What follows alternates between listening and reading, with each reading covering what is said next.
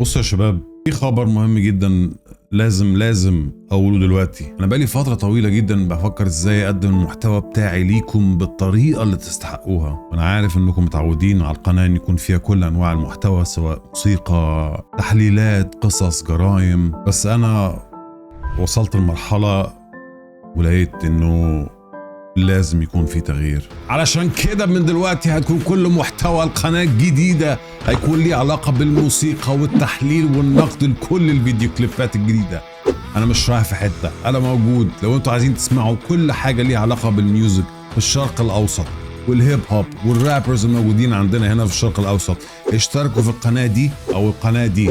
لو عايزين تسمعوا اغاني وتعرفوا ايه اللي بيحصل في الميوزك، انتوا فاهمين غلط. انا مش رايح في حتة، انا موجود وافضل موجود لحد ما مش موجود.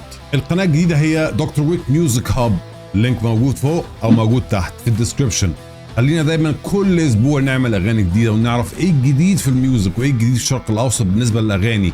ولو انتم من معجبين القصص والجرايم وايه الحكايه، تابعونا هنا في القناه. ما تنسوش تعملوا سبسكرايب، ما تنسوش تعملوا لايك وشير، عشان القناه الجديده هي اللي هتكون رسمية للأغاني، والقناة دي هي اللي هتكون رسمية لكل القصص وكل الجرائم، لكل الشباب الموجودين بره والبنات طبعا، والبنات.